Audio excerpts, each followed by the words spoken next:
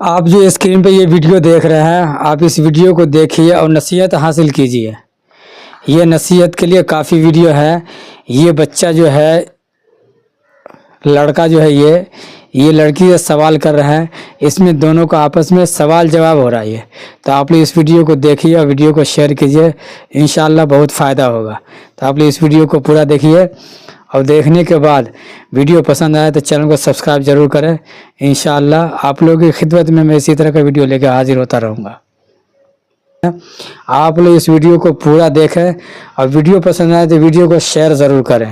آپ لوگ اس ویڈیو کو پورا دیکھیں۔ آپ لوگ السلام علیکم ورحمۃ اللہ وبرکاتہ۔ وعلیکم السلام ورحمۃ اللہ وبرکاتہ۔ سوال نمبر 1، عقیدے کے لغوی اور شرعی معنی کیا ہیں؟ عقیدے کے لغوی معنی ماننے کے اور شرعی معنی تمام دینی امور کی تصدیق اس طرح کرنا کہ کوئی شک اور شبہ نہ رہے، اسے شریعت میں عقیدہ کہتے ہیں۔ سوال نمبر 2، اللہ تعالیٰ نے ہمیں کس لیے پیدا کیا؟ ہم اس کی عبادت کریں، اس کے ساتھ کسی کو شریک نہ کریں۔ سوال نمبر 3، ہمیں اللہ تعالیٰ نے اپنی عبادت کے لیے پیدا کیا ہے، اس کی دلیل قرآن سے دیجیے۔ وما خلقت الجن والانس ویڈیو الا کو دیکھتے رہیے ليعبدون۔ دھیان سے، میں نے جنوں اور بہت خاص انسانوں ویڈیو کو ہے۔ اپنی عبادت کے لیے پیدا کیا۔ سورہ زاریات آیت نمبر 56۔ سوال نمبر 4، ہمیں اللہ کی عبادت کس طرح کرنی چاہیے؟ جیسے اللہ اور اس کے رسول نے ہمیں حکم دیا ہے۔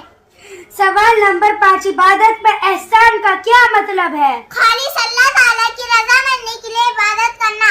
عبادت اس ایمان یقین کے ساتھ کرنا کہ اللہ تعالیٰ میں دیکھ رہا ہے۔ عبادت کا مقصد دکھاوا ہو، دوسروں کی خوشنوی نہ ہو، بلکہ رضا الہی ہو۔ سوال نمبر 6، توحید کے لغوی معنی کیا ہے؟ کسی چیز کو ایک جاننا اور ایک ماننے کے ہیں۔ سوال نمبر 7، توحید کے شرعی معنی کیا ہے؟ اللہ کو اس کی ذات میں، اس کے اسماء و صفات میں ایک جاننا اور کسی کو شریک نہ ٹھہرانا۔ سوال نمبر 8، کلمہ توحید کیا ہے؟ لا الہ الا